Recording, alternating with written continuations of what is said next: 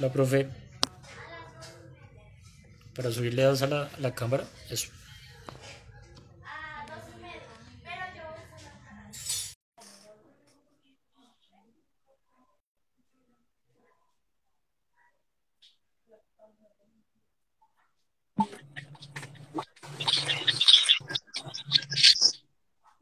Hola Juan, Profe, ¿cómo estás? ¿Me escuchas? sí señor, sí lo escucho.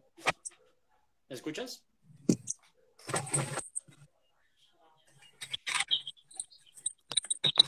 ¿Tú me escuchas, profe? Sí, sí se escucha bien.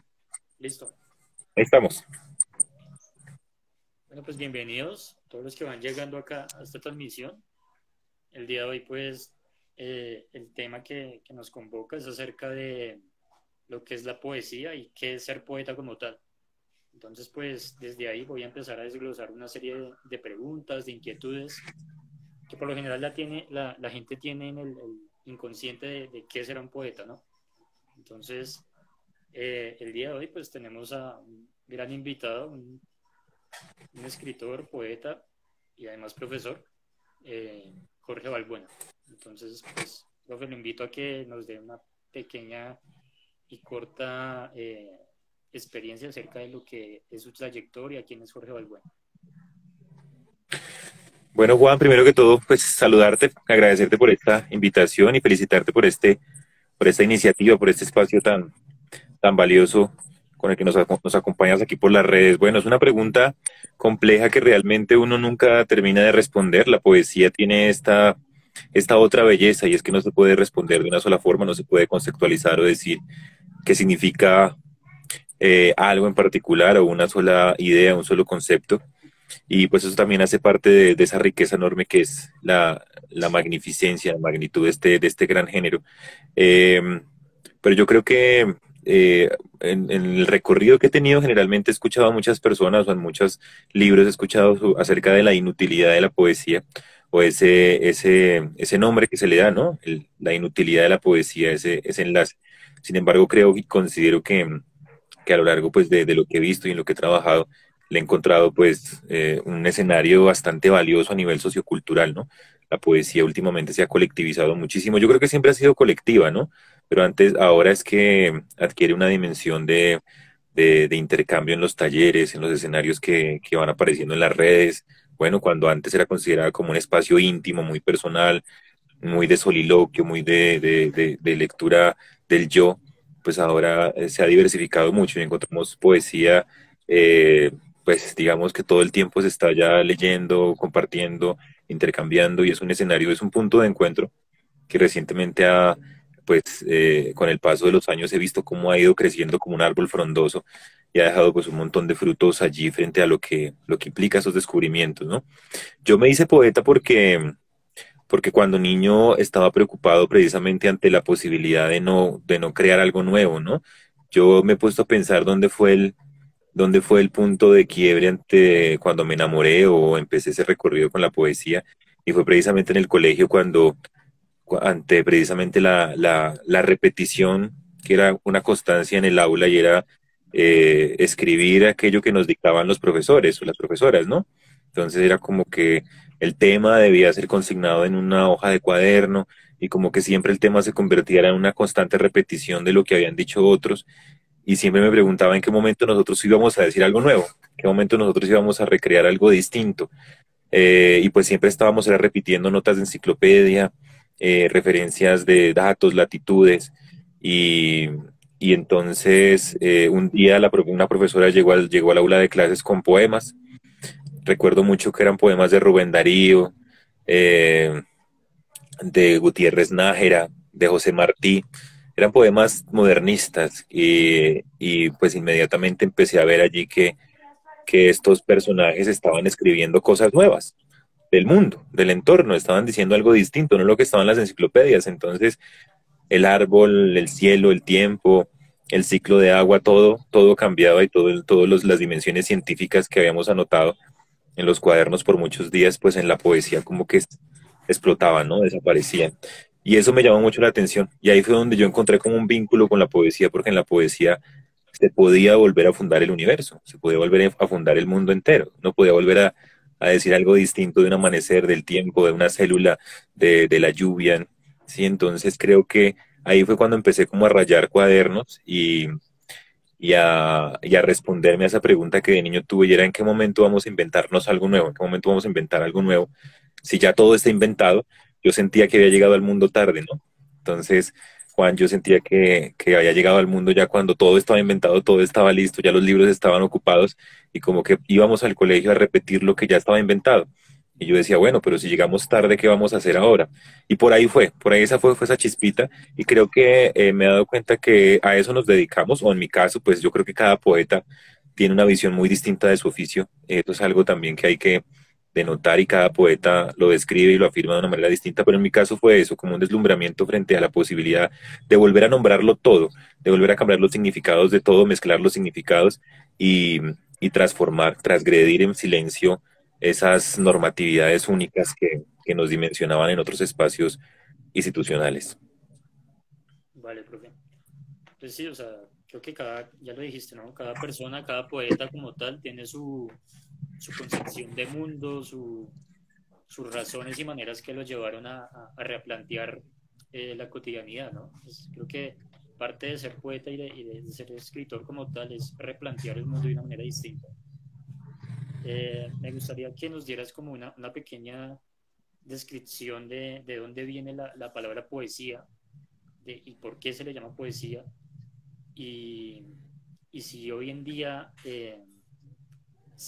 la poesía como tal tiene un objetivo o tiene una utilidad, o si consideras que ya no tiene la relevancia que podía tener, no sé, en la época de los griegos o inclusive hace 50 años. ¿Cuál sería la relevancia que tendría hoy la poesía? Sí, bueno, que ahora decías algo, Juan, y es como esa necesidad, yo planteaba hace un momento como el destello que tuve en el colegio de niño, de la infancia, precisamente de volver a jugar con las palabras, a transformar el mundo, como en ese silencio particular, y ahora pues se reafirma con esa condición de reinvención, de transgresión, que sigue cambiando estilos, ahora estamos en muchas experimentaciones poéticas y pues al comienzo de la charla te decía que siempre he escuchado como la inutilidad de la poesía, incluso grandes maestros dicen que la poesía es inútil y bueno, creo que puede ser inútil, pero es muy necesaria, ¿no? Creo que la necesidad sí es algo constante en la sociedad, en la cultura. No me imagino una época de la historia sin poesía. Creo que es inevitable, es intrínseca a cualquier tiempo, a cualquier momento. Está allí presente. Es como hace parte del paso del tiempo, del paso del mundo, de una sociedad a otra. Está allí latente esa condición poética. Entonces siento que más que utilidad, esa idea de que lo útil se tiene que vender o que lo útil debe tener muchos likes o que lo útil debe ser como reconocido por muchos o por una masa particular para ser útil y valiosa, pues creo que en la poesía pues no es tan así, ¿no? Muchos poetas han pasado por la historia de la humanidad y en su tiempo los leían pocas personas y después han quedado consolidados o considerados como poetas universales, así como muchas obras, y esto es algo que está latente en la historia de la literatura universal, ¿no? Es decir, que hay muchos poetas que han guardado con lucidez su tiempo en las palabras, han sido como una mirada crítica de su espacio temporal, de su escenario vital, y con el paso de los años empieza a resaltarse pues eso que nombraron, eso que dijeron. Entonces siento que más allá de la palabra utilidad, que también la han malgastado mucho por estos tiempos a volverla como un escenario solamente económico, ¿no? Lo útil es lo que se vende, lo útil es lo que crea una industria, un comercio, una empresa. Y pues la poesía como que siempre ha estado muy ajena pues a estas dinámicas, ¿no? Hay una frase que dice por ahí que la poesía no se vende porque no se vende. Sencillamente la poesía no se vende porque no se vende, pero sí tiene lectores y hay una necesidad constante de asumir la poesía como una forma también de resguardar esos ecos propios, un espíritu de una época, un tiempo. Los libros de historia guardan fechas, guardan datos, guardan nombres históricos, pero la poesía guarda emociones, guarda puntos de vista, guarda poéticas particulares, guarda pulsiones estéticas de tiempos que han pasado. guarda miradas, apreciaciones, puntos de vista anímicos, formas de entender la condición humana en otras épocas, esos que fuimos antes de nosotros y que también narraron y guardaron un compendio de sus emociones por medio de los versos, ¿no? Entonces siento que, por ejemplo, no estuvimos presentes en momentos de cambio de Francia, pero al leer, por ejemplo, los poemas de François Villon, uno logra entender y palpar un poco ese aire de su tiempo y lo que significó esa época de transformación, de choques, de cambios, de revoluciones, ¿sí?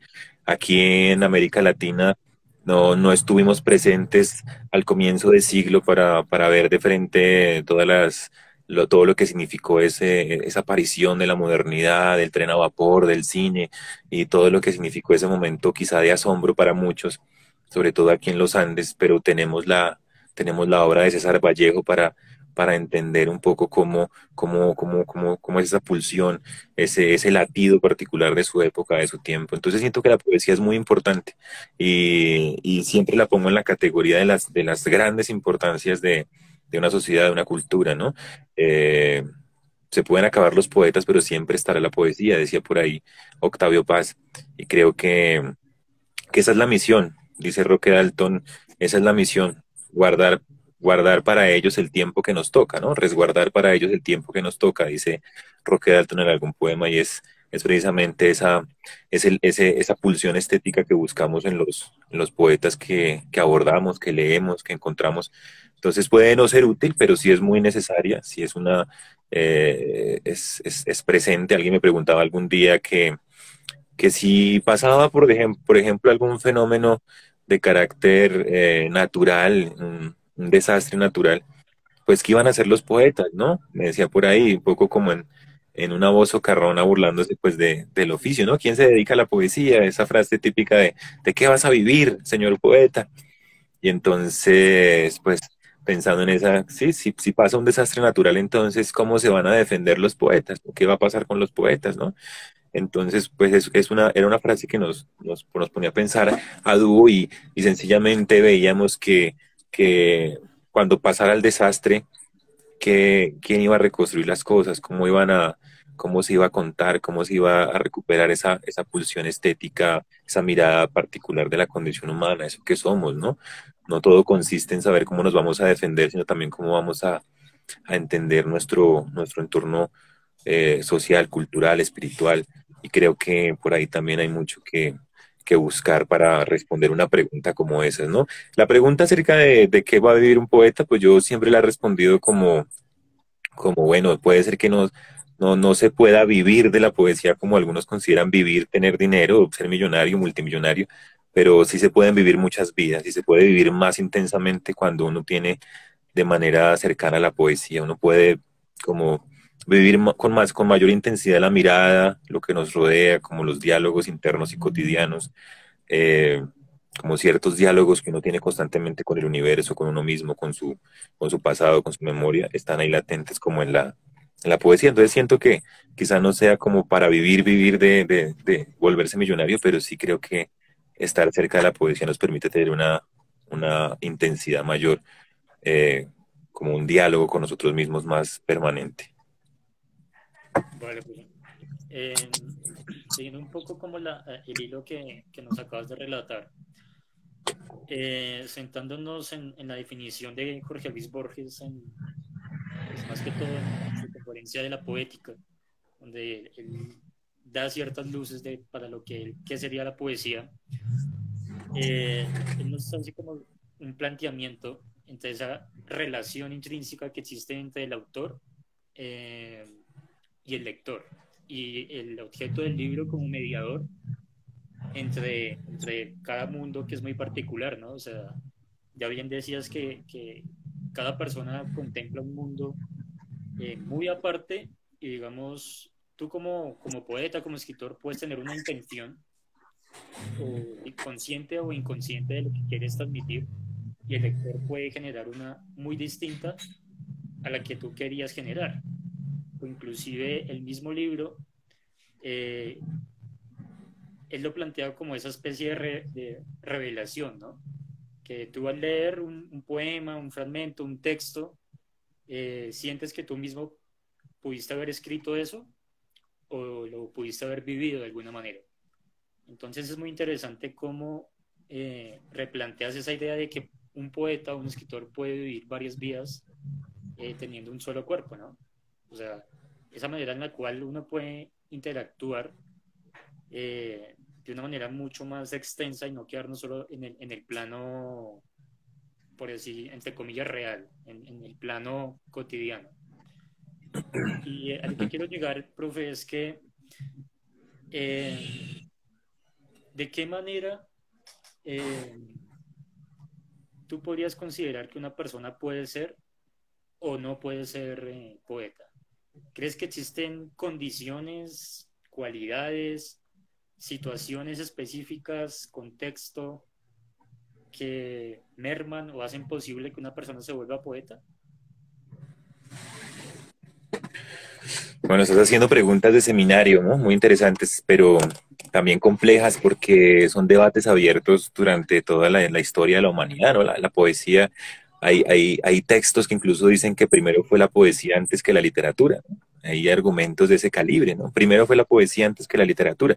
Y, y ahora estás nombrando pues al gran Borges en este ensayo de su libro Siete Noches, que es la poesía, donde precisamente hay una frase que resalto mucho y que siempre, siempre me acompaña pues también en la escritura, en la lectura, que es esa frase que dice que la poesía está ahí para hacernos recordar aquello que creíamos haber olvidado, ¿no? La poesía está ahí para hacernos recordar aquello que creíamos haber olvidado.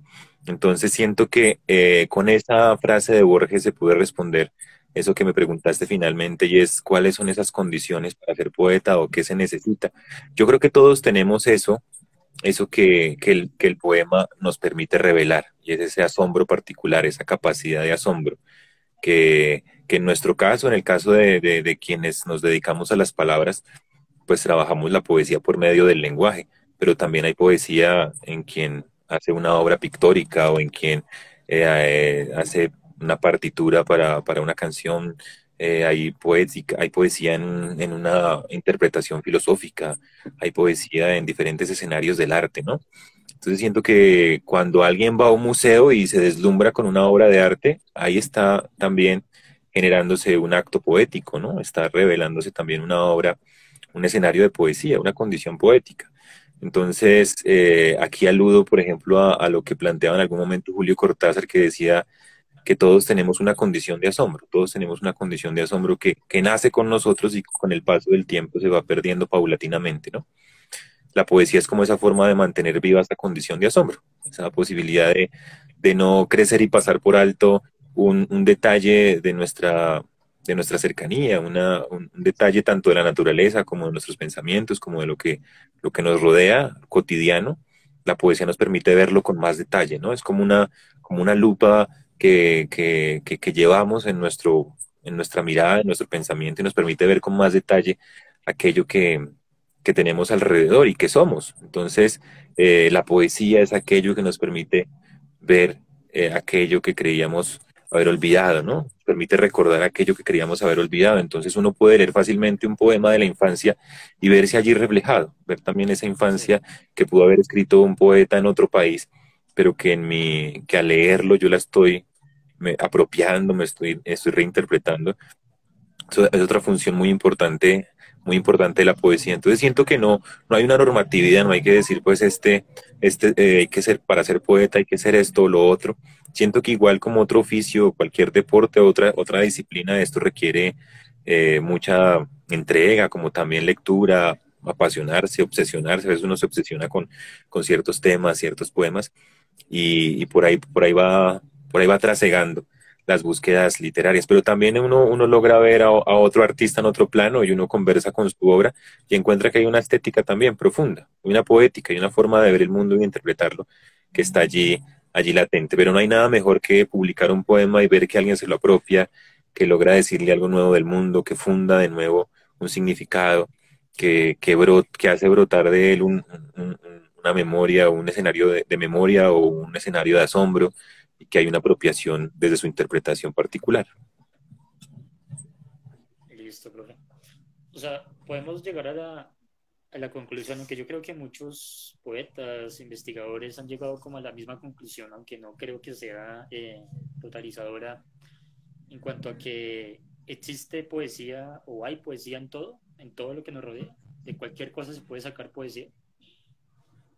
Sí, Juan, precisamente cuando teníamos aquellas clases de seminario de poesía en la universidad, siempre cuando daba esa frase, yo escuchaba siempre sonrisas, porque suena muy exagerada, ¿no? Pero siempre en el seminario de poesía yo decía, todo es poesía, todo contiene poesía y todo tiene la posibilidad de volverse poesía. Y bueno, ahí saltaba inmediatamente como la sorpresa porque se volvía como una muletilla también en las clases porque incidía mucho en decirlo, pero siempre lo he contemplado así y cada vez que pasa más tiempo en esto de naufragar en las palabras, uno descubre que sí, que en todo hay poesía, que todo tiene la posibilidad de ser convertido en poesía sin necesidad de verlo como un totalitarismo, ¿no? Un totalitarismo sería otra cosa. Es más como una defensa de la poesía como para demostrar exactamente que hemos llegado al punto en el siglo XXI donde ahora la poesía se ha diversificado tanto que ya no solamente habla de unos temas o de un yo profundo, sino que ahora encontramos poemas que cuentan la historia. En los poemas ahora podemos argumentar, uno puede hacer un ensayo en un poema. Ahora existe la ficción en la poesía, que era algo que hace mucho tiempo no existía. Es decir, tú tenías que haber vivido la situación, ese amor profundo, lo que pasaba para poder escribir el poema. Ahora encontramos que puedes ficcionalizar, es decir, que puedes ponerte en el lugar de un personaje, recrear una otra edad, un otro yo, otra intimidad, otro escenario tuyo en primera persona, por ejemplo, y que puedes usar herramientas de la narrativa dentro de un poema. Se puede hacer incluso crónica en un poema, se puede hacer reportaje en un poema, ¿sí? Entonces, se ha diversificado tanto con los intercambios y tradiciones que han existido en la poesía, estos autores que durante tantas vanguardias revelaron formas distintas de escribir, pues lo que le hicieron fue un favor a la historia de la poesía porque encontramos ahora que ya no hay un canon. Antes, hace unos siglos, había un canon que determinaba cómo se debía escribir, cuáles eran los linderos que había que tener en cuenta para la escritura, cuántas sílabas, la métrica, los ornamentos necesarios para la escritura, y ahora encontramos que ya no hay canon. Ahora hay un referente y es como entre más irrumpas y transgredas la norma, la forma particular o clásica, entre más crees e inventes e ingenies nuevas formas del decir, pues estás siendo de pronto más cercano a las búsquedas actuales, a esa experimentación. Entonces ahora se vinculan otros géneros dentro de la poesía está presente en otros escenarios literarios y creativos, entonces ya esa plantilla de uniformidad que tal vez tenía en algún momento, ya pues completamente está disuelta y encontramos unos matices y unos asombros distintos y posibilidades para escribir. En los libros que van apareciendo ahora, que son premiados, que las editoriales están publicando en poesía, pues encontramos cada vez experimentaciones mucho más arriesgadas, ¿no? Más que generan otros puntos de vista frente al fenómeno, a los fenómenos actuales. Hay libros que están revisitando, reevaluando, volviendo a escribir asuntos históricos que estaban pendientes, narrando desde un punto distinto asuntos históricos que al parecer ya estaban contados, ya estaba todo dicho, ¿no? Y en la poesía vuelven y se revelan otras voces, otras búsquedas y vuelven a decir diferentes sentidos y sentires sobre aquello que aún podemos volver a dialogar, a tratar. Ahora el poeta es muy investigador, ¿no? El poeta también tiende a ser un etnógrafo, un investigador, también está vinculándose se están vinculando elementos de las ciencias exactas con la poesía, entonces se están transgrediendo y cambiando muchas formas que en otro momento parecía que no eran parte de la poesía y que ahora están presentes allí, ¿no? Por ahí también Carlos Fuentes, Octavio Paz hablaban de la tradición de la ruptura, ¿no? Ahora se habla de la tradición de la ruptura. Hay una fragmentación en la forma de simbolizar, de leer la cultura y el tiempo, y eso mismo se está revelando pues en la poesía. Claro. Eh, Podemos decir que de la mano de lo que nos comentabas, algunos de los más reconocidos que de una u otra manera lograron transgredir el lenguaje, sobre todo en términos poéticos, sería Vicente Huidobro, Julio Cortázar, que en su momento generaron, no sé, como que cierto rechazo en cuanto a lo que tú decías al canon literario, ¿no? Como que generaron cierto repudio. Costó mucho que el tradicionalismo de la literatura considerara que estas nuevas formas de, de escribir, de concebir el lenguaje, fueran o no consideradas poemas o literatura como tal. Eh, Hoy en día consideras que se puede lograr ese mismo impacto, o sea, ¿crees que ha llegado algún poeta, algún escritor que ha logrado llegar a impactar de la misma manera transgrediendo el lenguaje? Bueno, hablas de Huidobro, que fundó el creacionismo, ¿no? Que fue una vanguardia que nace en Chile y es muy, muy arriesgada para su tiempo también el creacionismo, ese jugar a reinventar el universo, jugar a ser Dios un poco desde las palabras, ¿no? Que fue la mirada de Vicente Huidobro del creacionismo. Julio Cortázar también hizo lo suyo propio desde la narrativa y ese vínculo con la poesía constantemente. Cortázar nunca negó su dimensión estética y el vínculo con la poesía. Se le conoce más como narrador, pero también se ha considerado como Rulfo, un gran poeta, ¿no? Que inciden también en el uso de metáforas, de imágenes, de recursos poéticos en la narrativa. Y es que realmente no hay un buen cuento que no tenga poesía, ¿no? También Sí. cuando revelan esas formas de usar el lenguaje en algún personaje, de escribir y también sugieren en pocas palabras muchas cosas. Entonces creo que hemos llegado al punto en donde quizá ya no haya vanguardias, ya no hay, eh, digamos, grupos vanguardistas como pasaba hace un tiempo. Ahora encontramos muchos colectivos literarios y es maravilloso encontrar que allí abren una revista y hay un fanzine, aquí un colectivo literario, y una página web, y una revista. Y eso es algo muy interesante que se esté dinamizando tanto el ejercicio creativo desde la colectividad. Pero pues ya creo que no es posible tener una vanguardia porque como no hay canon, Juan, no hay ¿qué se va a transgredir? ¿Qué se va a romper si no hay un canon o una forma única de escritura? Entonces, lo que sí encuentro es que ahora la transgresión ocurre es al interior de los autores. Los autores transgreden su propio recorrido. Es decir, ya no basta con encontrar una sola voz, como pasaba hace un siglo, que un poeta encontraba una voz y ya era su voz y con esa voz Se casaba con se esa. sentía, tenía ese estilo y esa voz y hasta su muerte y grandes poetas, ¿no? Para su época. Pero, pero pasan los años y ahora el poeta puede encontrar una voz en un libro y el siguiente libro es la transgresión de ese libro y entonces el siguiente libro va a aparecer con una prosa y una experimentación distante a como había escrito el anterior y entonces no hay un estilo único, ya no se puede, la voz de este autor es así porque entonces cada libro parece un poeta distinto y entonces también aparecen heterónimos y aparecen otredades y aparecen testimonios, monólogos, soliloquios y entonces tú te puedes poner en el lugar de otros personajes y de asuntos históricos y realmente puedes ser un personaje distinto en cada uno de tus libros.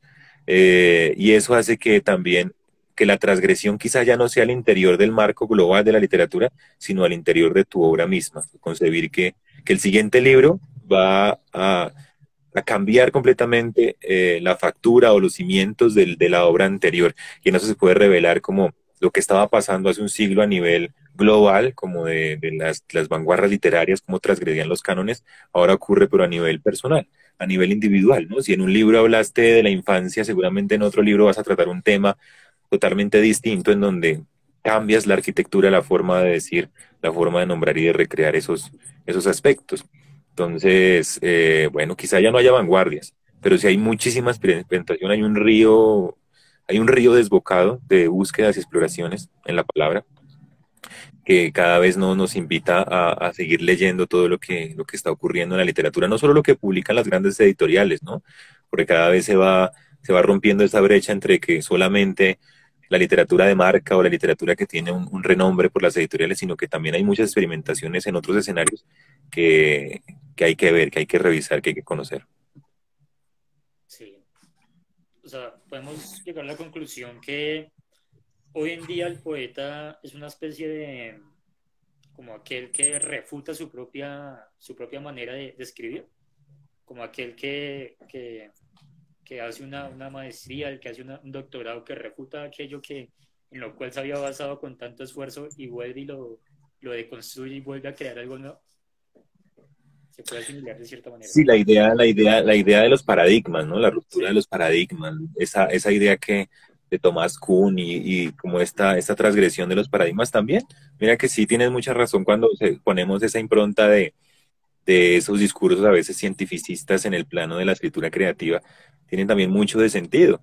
Y aquí también sí, el escritor, uno nota cómo rompe sus propios paradigmas, cómo transgrede esos estereotipos que también habían signado en algún momento su estilo o sus búsquedas particulares. Hay mucha experimentación, mucha exploración, hay un laboratorio creativo constante en donde incluso ahora como que se asume la crítica de una obra es como si se repite el autor, entonces la idea ahora no es, ahora es no repetirse, ¿no?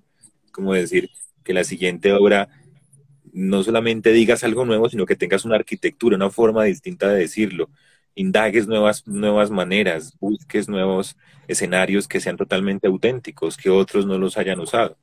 Y pues por ahí hay mucho aún por descubrir, por buscar. Entonces sí hay una ruptura constante de estereotipos, de paradigmas, de formatos, hay una discusión abierta sobre cómo escribir, cómo hacer poesía, pero pues yo creo que la palabra que traduce todo esto que te he dicho, Juan, es la libertad, ¿no? Es decir, hemos llegado como a ese grado de libertad más esplendorosa, en donde ya no hay como una forma, no hay algo que te diga una fórmula para hacerlo, ni un molde para trabajarlo, sino que sencillamente es una voz que subyace a una condición humana, a una búsqueda filosófica de ese diálogo tuyo con el entorno y que te invita a explorar también maneras de habitarlo. Eh, Podemos, o sea, con la conclusión de que la libertad es como la bandera de los nuevos escritores, de la nueva poesía, pues nueva en términos relativos porque ya viene desde hace un tiempo esa transgresión hacia los cánones literarios, hacia los formalismos que estaban impuestos durante mucho tiempo. Sin embargo, ¿no crees que al haber tanta libertad también se puede perder de pronto ciertos conceptos esenciales sobre lo que debería ser la poesía? O digamos en términos de, pues, siendo un poco teórico, crítico, tomando un poco a Jacobson, a Chomsky, en cuanto al concepto de lo que es la literariedad, que ellos asumían que hacían un filtro para determinar qué podía ser literatura y qué no podía ser. ¿Se puede hacer lo mismo hoy en día o cualquier poema, cualquier escrito, cualquier libro puede llamarse poesía y puede llamarse literatura? Bueno, es una excelente pregunta, pero no me corresponde a mí decirlo. Voy a decir Sí, mi obvio. punto de vista, porque hay un debate abierto, por supuesto, y es que así como está pasando, uno ve por ahí debates sobre el arte en los museos, entonces que llegó alguien, un fulanito, y pegó allí un banano con un pedazo de cinta en la galería de arte, y entonces el debate abierto de si eso es arte o no, y entonces unos dicen que sí, otros reclaman el no, y se vuelve una discusión infinita. Igual pasa con la poesía, ¿no? En la poesía también hay discusiones abiertas en esas experimentaciones, pero creo que hay algo que se llama, hay algo que van guardando los años, ¿no? Puede ser que en algún momento algo suscite de pronto un bestseller o suscite como una respuesta, eh, una cierta pulsión mediática, como está pasando ahora, ¿no? Como que algo, pero realmente es el tiempo el que revela eso. Las obras de poesía son las que se quedan, las que guardan como esa cercanía con lo que hablaba al comienzo, y es como con esa pulsión estética de una época en particular, con esa autenticidad, con esa revelación propia de decir algo nuevo. Si eso que se está nombrando con una experimentación rara, estrambótica, extraña, pero que realmente tiene un asidero, una esencia propia en el querer eh, significar y renombrar el universo, algún tema universal, la condición humana, revelarla de algún modo diferente y alterno, y eso, digamos que con el paso de los años se va consolidando, se va creando, se va considerando una obra, ¿no? Porque hasta el día de hoy se sigue hablando del sanitario de Duchamp, ¿no? A Marcel Duchamp le dio por poner allí un orinal en un museo y darle un nombre y se volvió una obra.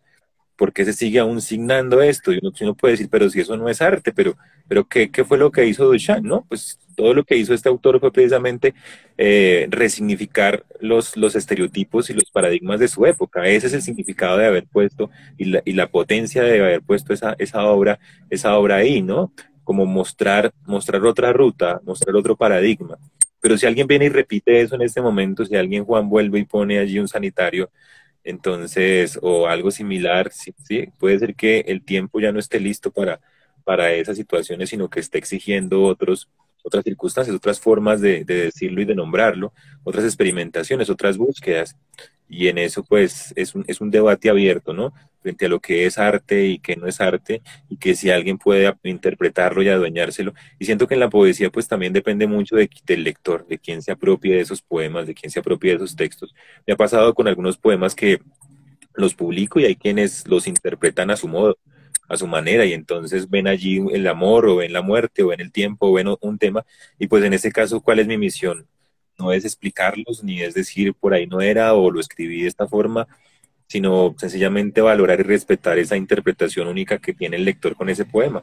Yo valoro pues cuando los interpretan de otro modo, y es que ese poema también le agregó algo más el lector, es decir, que el lector, el espectador también tiene otra parte fundamental en esa función de literariedad que evocas, donde también el lector pues tiene un porcentaje notable de interpretación, en donde termina creando y recreando la obra, y más aún en la poesía, que no se explica, no hay que explicarla, tampoco hay que buscarle conceptos, ni la poesía está hecha para que nos explique o tenga que entenderse totalmente, ¿no? Hay poemas que son una sinfonía de palabras única y que uno fluye ahí en esa música del lenguaje, y no es para sacar un significado único, sino para encontrar ese ritmo de las palabras. También hay otros poemas que se involucran en otras dimensiones estéticas, con la historia, con otros aciertos también de narrar y contar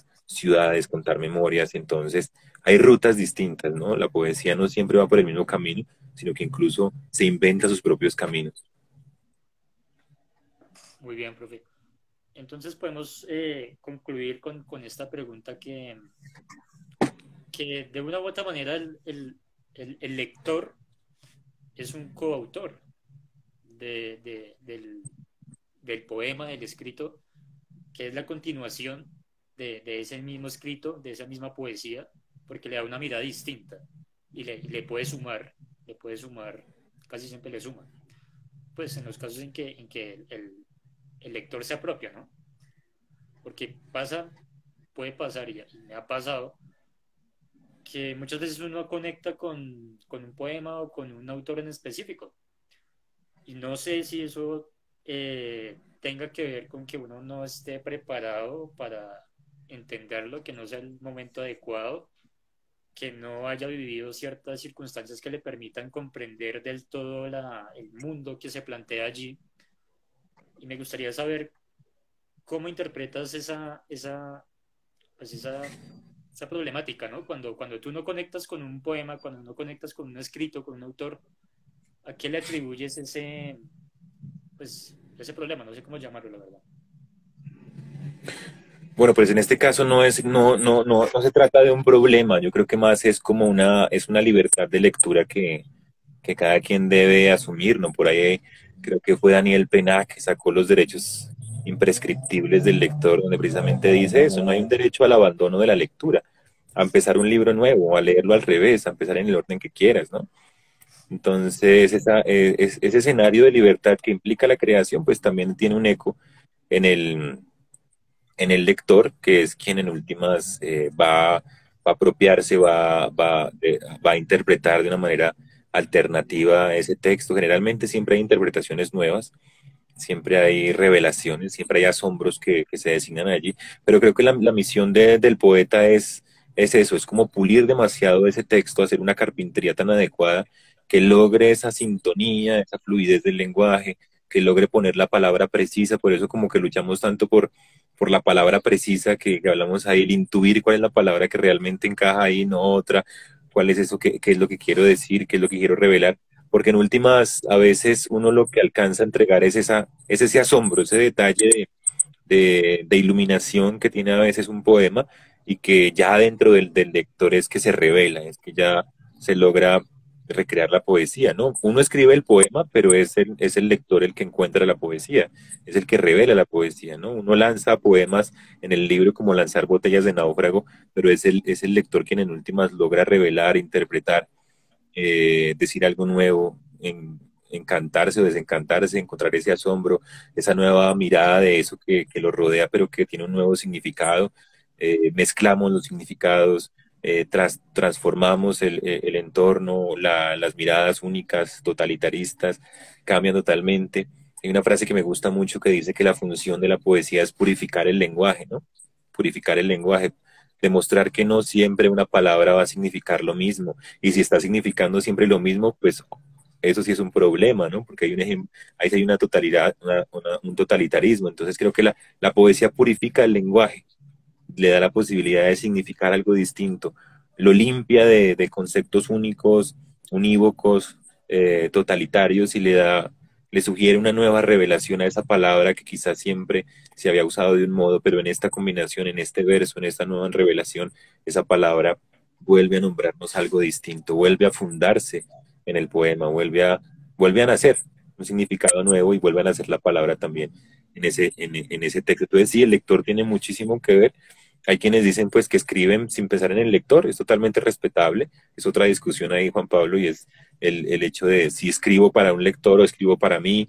Sí, es un debate abierto. Desde mi opinión considero que sí hay un grado de importancia del lector, o sea, sí hay que pensar en el lector. Es decir, que el lector no define todo, pero sí revela el acto creativo, y es quien en últimas tiene esa función estética de apropiárselo y de ser como quien encuentra la poesía en ese artefacto llamado poema, que nace de nuestra poesía. Creamos el poema como un soporte de la poesía para que otro lea ese soporte llamado poema y encuentre la poesía. Vale, profe.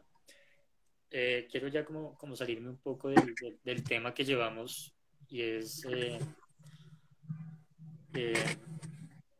pues ya hablamos un poco sobre esto al principio, exactamente sobre qué se necesita para escribir poesía.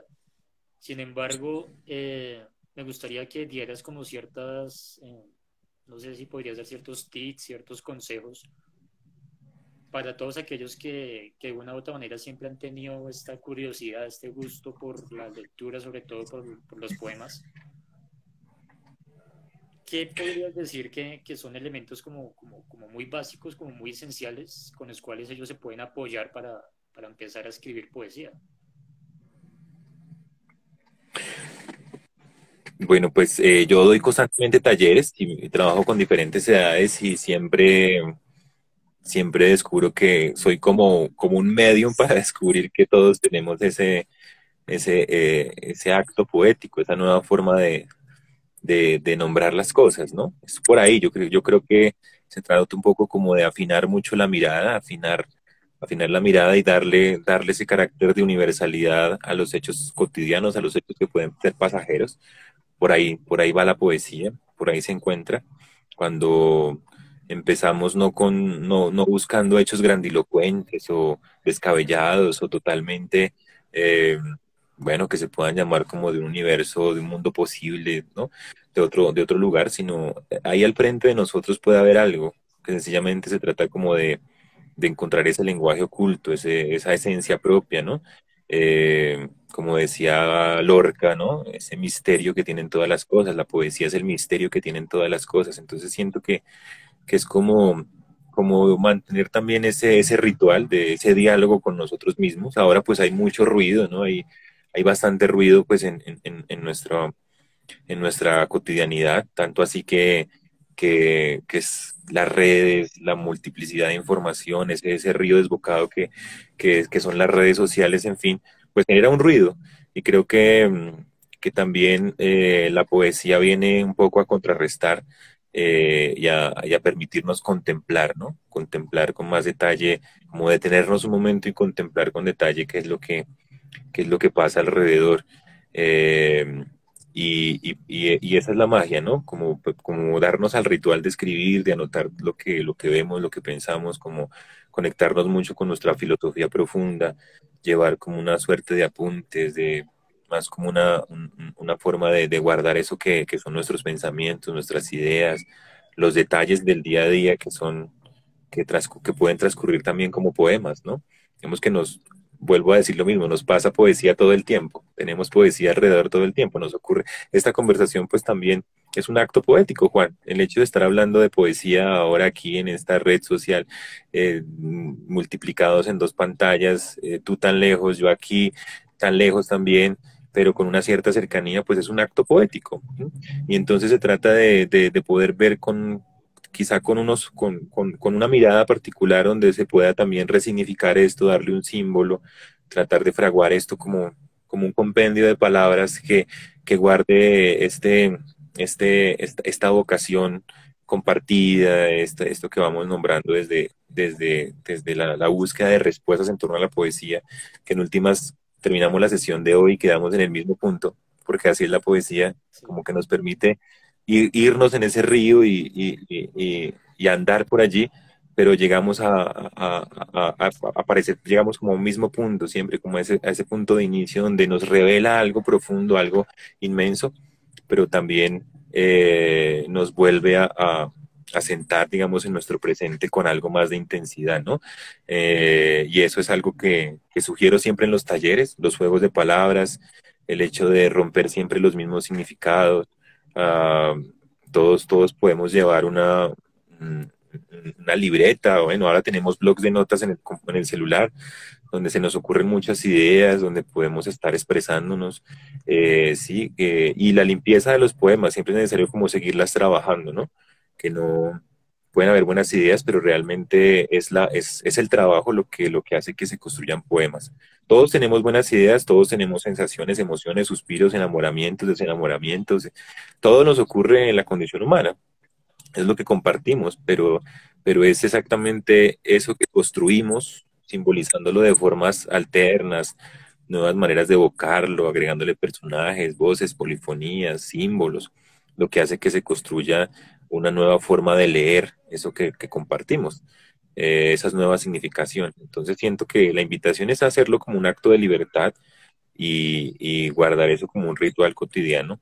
Para algunas personas es muy terapéutico. Hay personas que escriben poesía y se vuelve un escenario de terapia, ¿no? Hay mucha gente que va a los talleres y hacen una terapia suya personal con la poesía y no les interesa publicar o ganar premios ni nada, simplemente es ese diálogo personal, es ese acto de conversar contigo mismo. Y para muchas personas es valioso ese punto de vista. Entonces siento que siempre insisto yo siempre ando loco en los talleres invitando a todo el mundo a escribir, a que se encuentre con la poesía y bueno, aquí lo vuelvo a hacer y vuelvo a invitar a que tomemos esa libertad de escribir lo que nos ocurre y lo volvamos un escenario estético, una resignificación. Saliéndonos ya un poco de la poesía como tal, me gustaría o sea, reconocer y conocer tu postura en cuanto a los ebooks, estos libros electrónicos que pues, hoy en día hay como una tendencia a que se consuma mucho el libro electrónico, ¿no? De alguna manera puedes pensar que a futuro se van a acabar los libros físicos o va a haber un diálogo ahí con el libro digital. ¿De qué manera contemplas que va a ser el futuro del libro, del objeto como tal? Bueno, yo creo que la literatura va a seguir así en cualquier soporte, ¿no? Eh, Pueden venir otros soportes distintos, pero la literatura seguirá ahí latente. Cuando no existían los libros en físico, existía la oralidad y sencillamente los cuentos iban de voz en voz se aprendían por medio de cantos y la gente guardaba era cantos. Los cantos eran la literatura y los iban contando de un lugar a otro. Hubo juglares, rapsodas para llevar estos textos y demás. Y pues ahora, sin duda, yo soy uno de los que defiendo por sobre todo el libro impreso, ¿no? Me gusta el libro impreso por lo que suscita, por lo que revela esa compañía, desde la sensación que da llevarlo, leerlo, palparlo, ¿no? Esa compañía particular del libro impreso, ese ritual cotidiano de tenerlo ahí cercano, de poderle poner un separador de lectura, saber en dónde está, tenerlo en su nochero y bajo la lámpara. Y bueno, eso que a veces puede parecer muy romántico, me parece que hay que defender, pero pues están apareciendo otros soportes donde también la literatura está. Entonces yo creo que se van a mantener los dos, se van a mantener los dos y los dos se retroalimentan, en los dos ámbitos hay textos que uno no encuentra impresos y que porque la editorial no ha llegado acá, y entonces el ebook ayuda mucho a solucionar eso, entonces uno no se pierde la lectura y pues bueno, leer en PDF pues realmente es incómodo, pero pues ya también hay maneras. Entonces siento que en mi caso, por ejemplo, pues yo leo, me gusta más leer impreso, ¿no? Ya porque también crecí en esa cultura del impreso, pero el ebook me ha salvado en muchos momentos pues de necesitar algún texto que urgentemente y entonces lo encuentro de esa forma, traducciones, que necesito alguna versión, que necesito citar un texto, entonces el ebook llega como un ayudante, como una fuente importantísima. Ahora pues las bibliotecas virtuales, el hecho de poder tener acceso a tantas bibliotecas en otros lugares del mundo por medio de estos formatos, pues es algo que hay que valorar. Entonces siento que se van a mantener, a futuro yo siento que se van a mantener y que incluso se van a desarrollar nuevos formatos como escribe allí Miriam, que dice que el audiolibro, ¿no? El audiolibro también uno creo que es otro formato, ahora el podcast. Y bueno, y seguirán apareciendo muchos más. Yo sé que seguirán apareciendo otros formatos y otras ideas al ritmo del desarrollo de la tecnología, en fin, pero realmente si algo permanece allí es lo literario, es ese espíritu, esa necesidad de recrearnos, de contarnos, de sabernos, de dialogarnos y, y bueno, de ver esos reflejos también que nos permite la inmensidad que es la literatura. Vale, profe.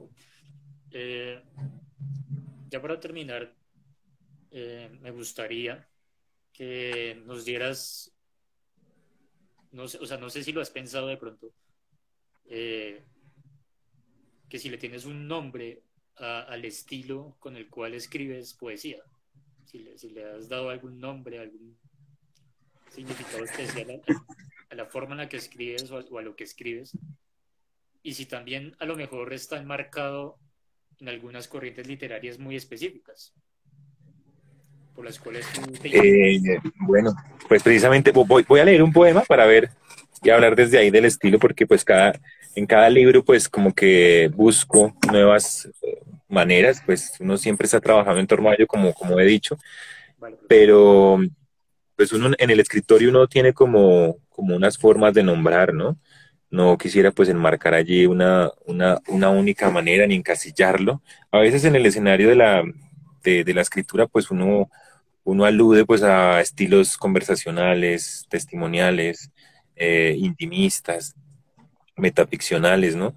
Yo creo que esos son como los que abordo, el esencialismo también, algo de imaginismo, pero que son ecos como de autores que son maestros y que aparecen allí. Pero realmente cuando el poema ya se ha terminado, cuando uno hace un compendio de los poemas, pues encuentra como diferentes posibilidades estéticas para referenciarlo. Y no me gusta pues decir cuál es el estilo sino más bien dejar que el lector también encuentre. Creo que uno cuando está escribiendo sabe, tiene ahí al frente su caja de herramientas, pero cuando ya sale listo el poema, pues uno procura que sea el lector quien le ponga los apelativos que quiera o que lo llame como quiera y eso hace parte pues de la vida propia del libro, recibir esas críticas, esos comentarios, esas nuevas interpretaciones que van rondando el escenario estético y creativo de cualquier poeta. Voy a leer entonces un poema, si me lo permites, Juan. Dale, profe, tienes toda la libertad de leer los que quieras. Listo, entonces voy a leer aquí y pues vamos viendo si lo ubicamos en algún estilo en particular. Este se llama Invocaciones.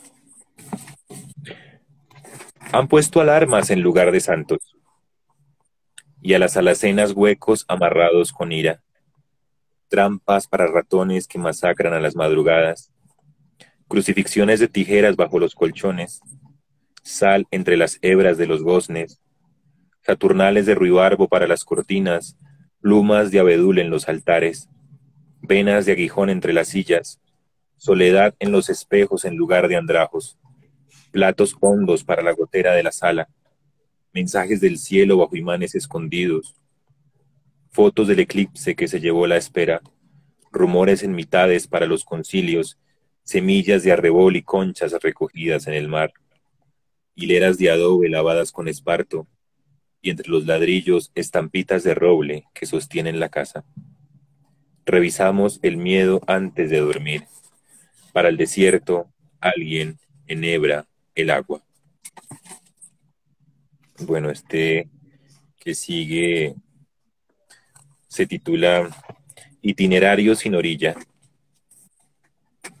Hay días en que también desaparecen las bocas, como si en medio de la noche se acostumbraran a ser grises, extranjeras de un sueño en lengua sonámbula, sumergidas sin voz que parpadear, remotas entre la piel del aire, vacío rectangular que pende del aliento y solo cruza el respiro como por una calle abandonada. De nariz a esqueleto, ninguna palabra vive, ninguna aquí norte, mitad del día, migajas, que ronde el diapasón de las cuerdas y funda aire con misterio para crearse. Se siente como un océano perdido, del que antes saltaban peces o llovía, bosque donde guardábamos la risa, que es como otra palabra pero que se incendia. Las letras hacen como que caminan por sobre una inundación de pensamientos sin atreverse a salir, ni siquiera a salvarse, porque la palabra ahogo quiere ser ella, sin anuncios. Las miradas pasan entonces a ser bocas, nombran al mundo como a un susurro de escombros. Allí una ciudad de pájaros sin rumbo ha soltado de su jaula el silencio, ese ruido que hacemos mientras adentro recuerdos, palabras, dudas, presagios, invaden el lugar de punta a punta, sin atreverse a salir ni mudarse, solo a vestirse de estruendo en una procesión de incertidumbres. Aquí otro que se llama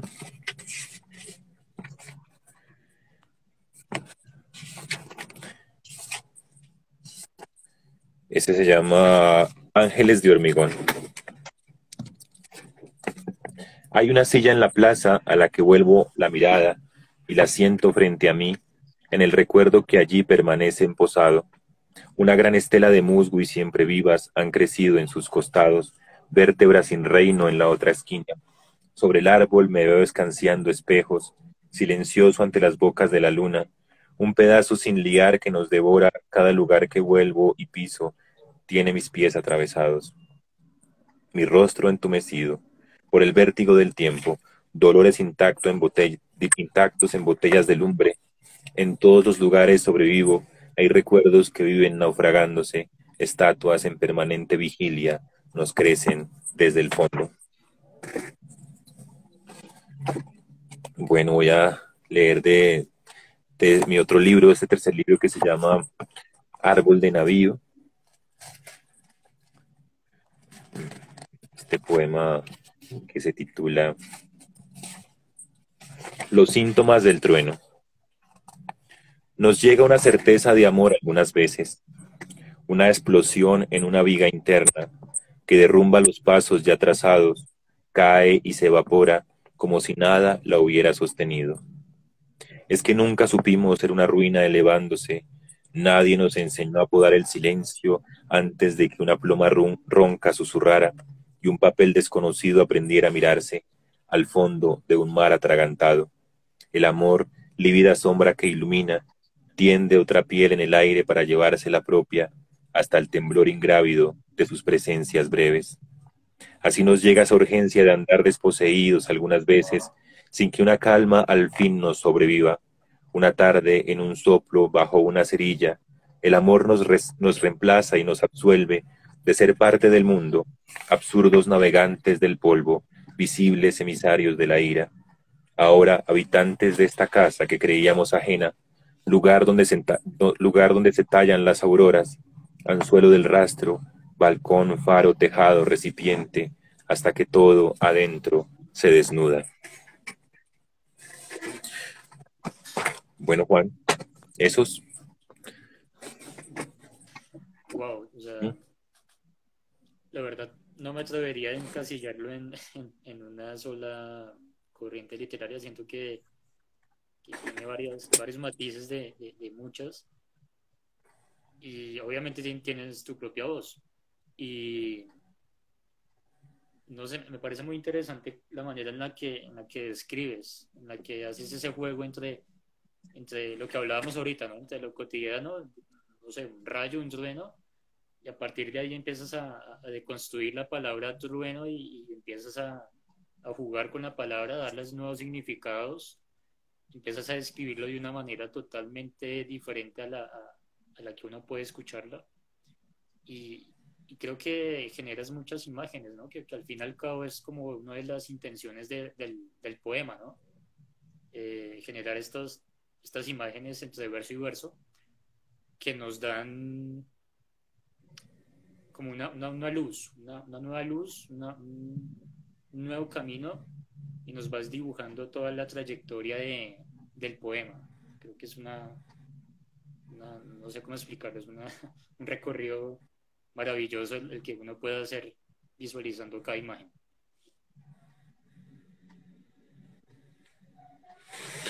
Así es, Juan, pues esa es la idea, seguir explorando. Este es el reciente libro que salió, que se llama Gramática de los Cielos, que también sus poemas me acompañaron pues varios años y pues fueron apareciendo de esa forma, ¿no? Como diálogos habituales con la cotidianidad que tienen como algo de intención de asombro, ¿no? Que quieren como dejar algo de resplandor de eso que nos ocupa, nos sucede, y que quedan allí como que quieren quedar como con ese hálito vivo de su primer destello, de su primera luz, ¿no?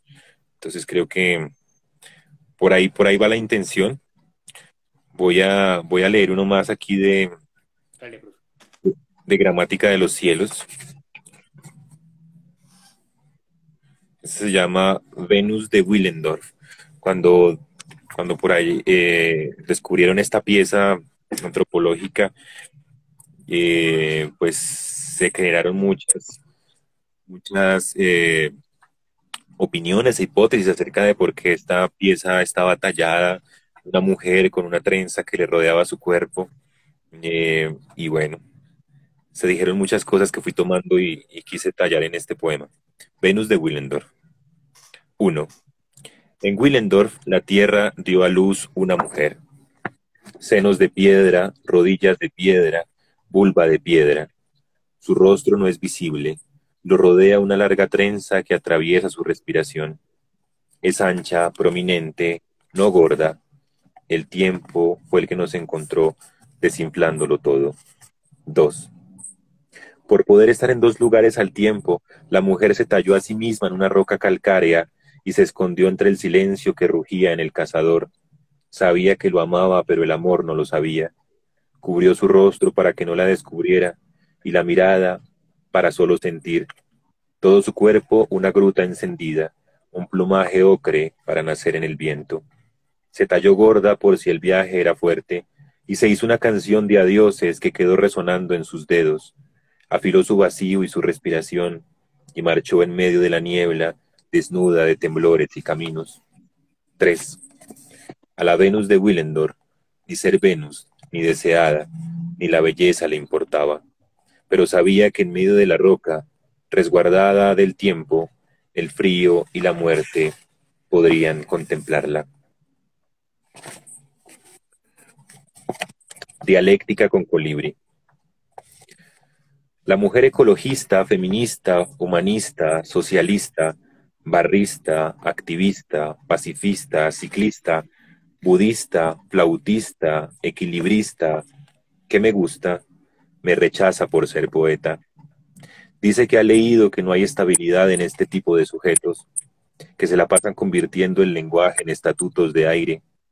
que no podría convivir con alguien que no hace más que fabricar emociones, que escuchó un día que según alguien que no recuerda, la poesía es una dimensión que nos desconecta de los asuntos importantes de la vida, que nos distrae y hace que vivamos en otro sitio lejano a la realidad, que un tal Platón desterró a un montón de los nuestros por andar creyéndose pájaros, que solo es una disculpa para no hacer lo que debemos hacer, que además no ayudamos al medio ambiente por gastar tantos recursos corrigiendo, suspirando, bebiendo y volviendo a beber, que la contaminación del mundo no la salvará un poema, y que mejor debiera organizarme, buscar la transformación del mundo, que hay mucho por hacer, que ni siquiera miro noticieros, que madure, que cambie, que ya es hora de crecer, que me orille, que viene un carro, que para eso hay señales de tránsito, y yo por supuesto debo cambiar.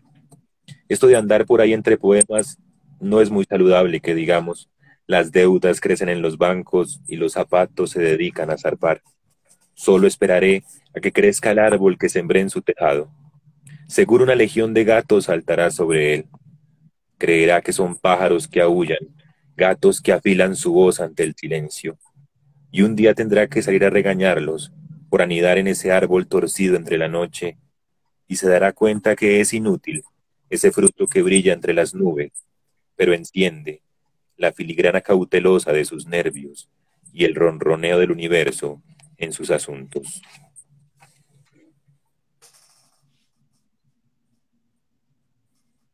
Bueno, por ahí estaban pidiendo un poema. El perdedor de rebaños. El cielo mira el camino, lo ve pasar y lee desde allá el rumbo de sus huellas. Todos los pasos son orillas donde caen al mundo los presagios de ocultos moradores. Ojos pueden planear la misma ruta, trazada por algún antiguo vigía que iba rumbo al firmamento.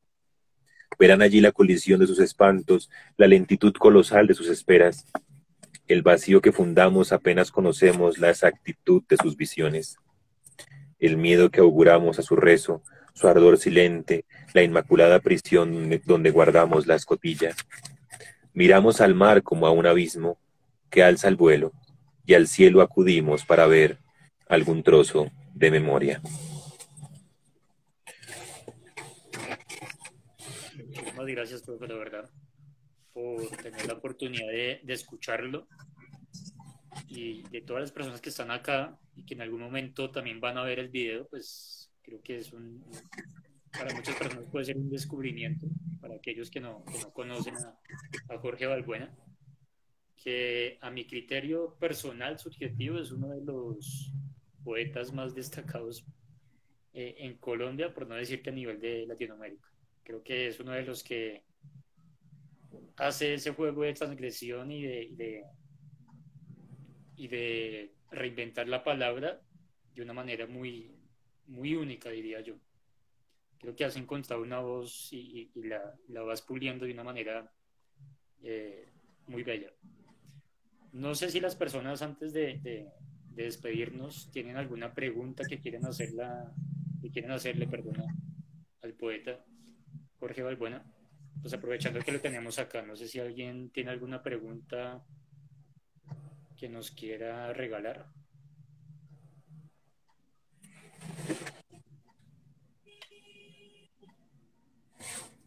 Sea acerca de la trayectoria de él, de los poemas, de todo lo que hemos hablado el día de hoy.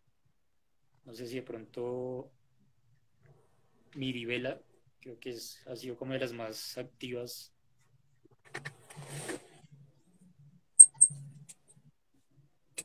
Tantas.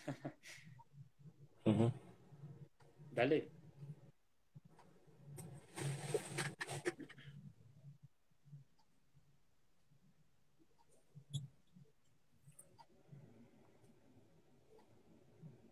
Mientras tanto, pues les recomiendo que sigan al profesor Jorge Balbuena en sus redes sociales para que estén pendientes de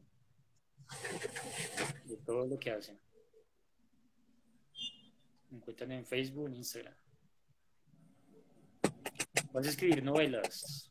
Preguntan acá. Bueno, sí, me gusta mucho la narrativa, tengo mis cuentos, he publicado mis cuentos por ahí y sí, yo espero que pronto vea a la luz un libro de cuentos que quiero publicar, que lo he estado trabajando y puliendo ya hace varios años. Y sí, la novela es un género que me gusta muchísimo, yo leo muchas novelas eh, y pues requiere como ese tiempo adecuado, ¿no? Pero sí, sí, por ahí hay un proyecto interesante que quiero trabajar y bueno, esperemos que traen los años.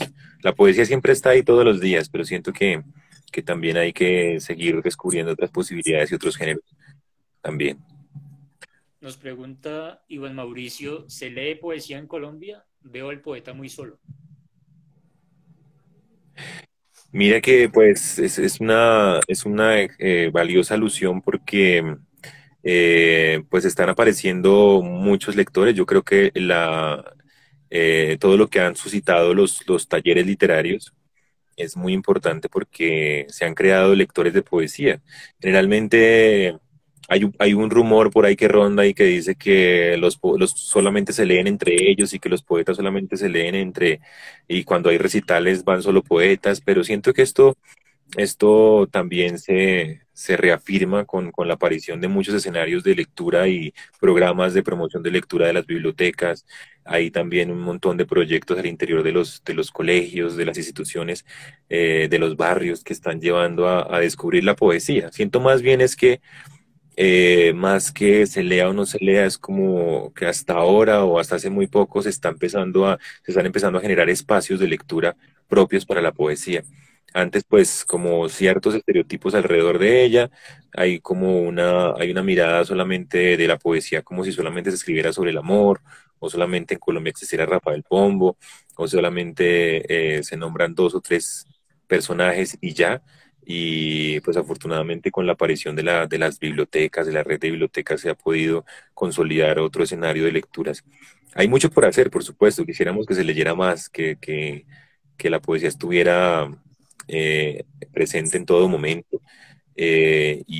Pues por esa razón también hacemos talleres, tratamos como de llevar la poesía por medio de revistas virtuales y otros formatos y acercar a esa posibilidad. Entonces siento que ya está apareciendo muchísimo el lector de poesía, no solamente el poeta que lee poesía para escribir poesía o escribe poesía y lee poesía, sino también he encontrado con gran sorpresa en muchos escenarios lectores de poesía, personas que se dedican completamente a vivir, a leer, a contemplar, a conocer autores, a disfrutar de la lectura. Y bueno, ahí van apareciendo apoyos. Falta muchísimo más apoyo para la poesía en el país. Cada vez son menos los concursos, en lugar de aparecer más iniciativas, más convocatorias, como que se van reduciendo y eso es algo preocupante. Pero aún así hay esperanza y la poesía es ese mismo acto de esperanza y de libertad, de que todos los días tenemos un punto de encuentro vital en el lenguaje. Profe, para terminar, pues esta pregunta sí se me acaba de ocurrir, haciendo como ciertas reflexiones en cuanto a los talleres, a estos grupos en torno a la escritura y la poesía como tal. ¿No consideras de alguna manera que esto hace que la poesía sea de alguna manera cerrada, elitista, como para ciertos grupos que simplemente les gusta la poesía y ya?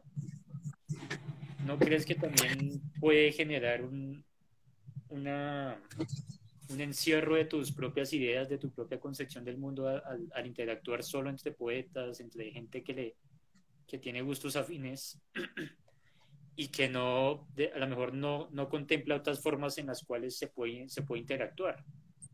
Me refiero a estos grupos como muy cerrados pues, donde hay escritores, poetas o aficionados a la lectura y a la escritura como tal. ¿Tú qué piensas de eso? Yo creo que esa idea se ha ido cambiando. La primera mitad del siglo XX y antes fue de cenáculos, de grupos cerrados, de escenarios restringidos para la palabra. Y es que el nivel de analfabetismo en el país para esos años pues era elevadísimo, ¿no? Un 20% del país o menos tenía acceso a la cultura, a la lectura, a la información.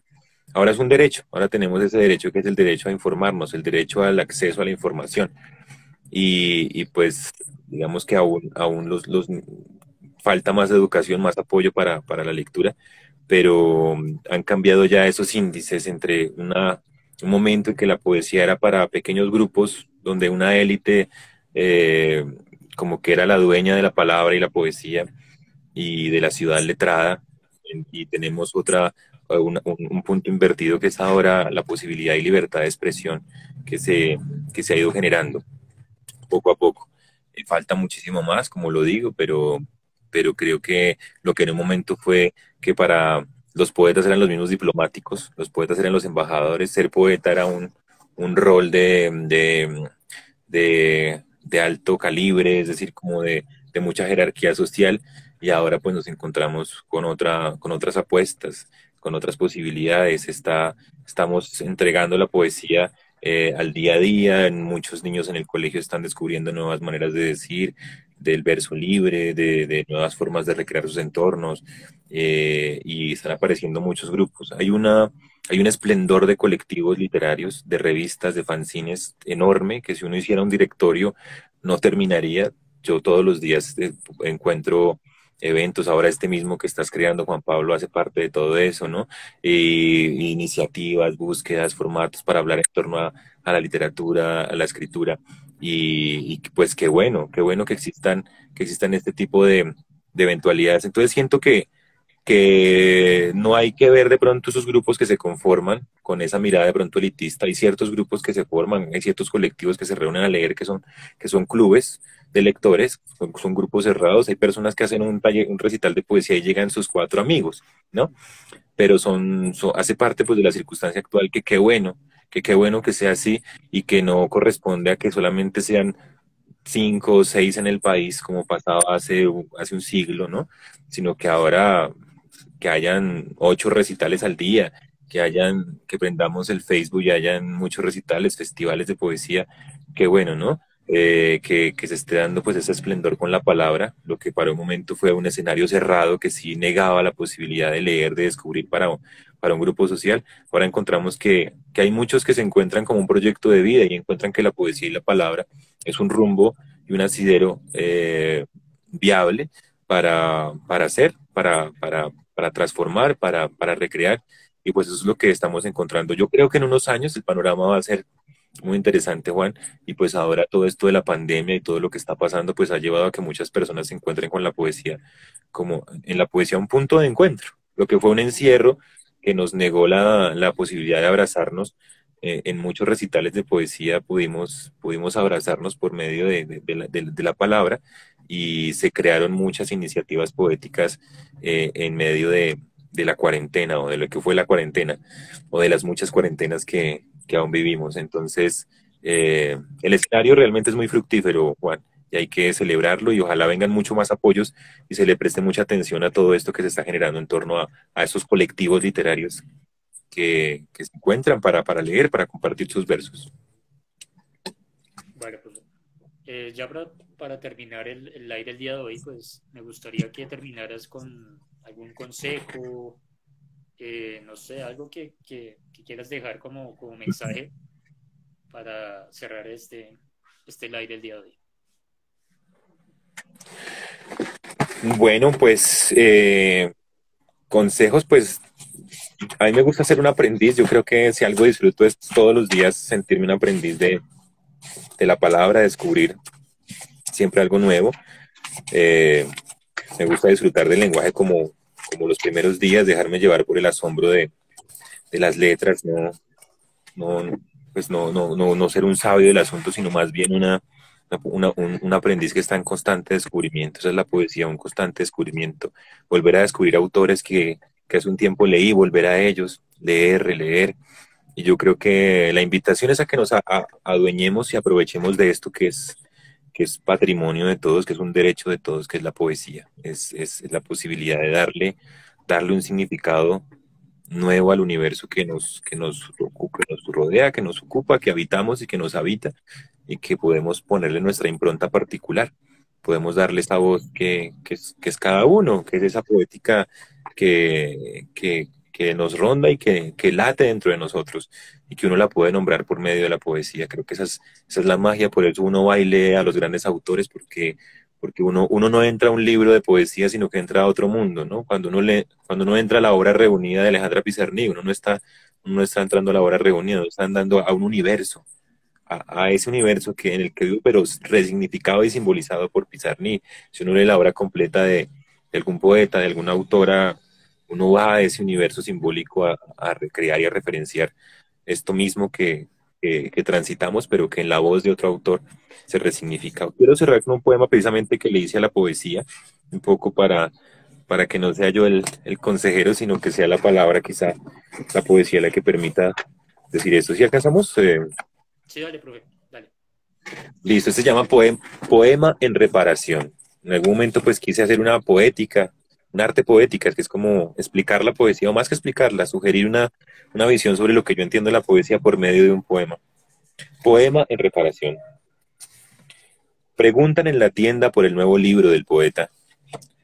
Buscan sus comisuras errantes en las calles donde se aleja, pastoreando sus sombras. Pero en la tienda no saben si hay un nuevo libro del poeta, un libro en el poeta, no saben del poeta o qué será de su jardín incendiado. Las calles, en cambio, saben algo. Como un sendero en un balcón sumergido, cruzan por los ojos de los transeúntes y se detienen a tallar asombros. Asuntos que en lugar de orillas guardan barcos, que por instantes se entregan a huracanes de caminos, una tormenta de azares que se envuelven hasta que el poeta invierte el destino de polución de las horas. Ejemplo. Esa losa podría ser solo una losa, pero en el suelo suelta es un adoquín en mitad de un andén, en mitad de la ciudad, del que salta cuando la pisan, un chorro de lluvia de la tarde gris de ayer mientras respiras. Quien lo pisa se detiene a limpiar su pantalón, murmura algo entre líneas y vuelve a hacer de la hojarasca en el vendaval después de unos segundos imperdibles. Así cruza una larga fila de ejecutivos, de dolores apresurados, de caricias incompletas, de relojes afilados, de reflejos rotos que pisan el adoquín y se mojan de lluvia de la tarde gris de ayer mientras respiras, y de rezagos hasta que el poeta ve en el adoquín estropeado un corazón que solo palpita cuando alguien lo pisa y se detiene a limpiar su pantalón o su sombra, pero se detiene al fin y al cabo. Y entonces lo salva. El poeta recoge ese poema atropellado y lo lleva en su ambulancia de suspiros a la ciudad acumulada en sus hojas, que ya empieza a nublarse de esplendor, y lo siembra en medio de la oscuridad para que tiemble como ceniza de luz entre los ojos. Mientras tanto el poema, ese corazón arrollado en cuidados intensivos, se entretiene mirando por entre la curvatura de hollín de los segundos, otros poemas como él, atravesados por lanzas o suicidas, adulterados, con las alas vacías, en sus lecciones de vuelo y de canto, para poder partir al asombro. Como en un cuadro de un bosco ebrio, dijo sentirse un poema al otro día, cuando le preguntaron en una entrevista por su lenta recuperación. Y nadie sabe qué pasó con el poeta. La editorial decidió publicar un especial de recetas para esconderse en caso de temblor y ayudas mnemotécnicas para combatir los trancones. Y el poeta no sabe tampoco, nadie, ni él mismo sabe algo sobre su nuevo libro. Solo recuerda que debe regresar los poemas que ha estado recogiendo a su hábitat natural, a que detengan los transeúntes, en mitad de la calle o de la vida, a limpiarse el pantalón o su sombra, cargada de ahogo, de la lluvia, de la tarde gris de ayer, mientras respiras.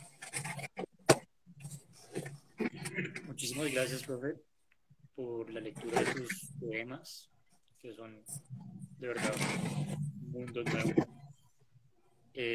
Gracias a toda la gente que nos ha acompañado.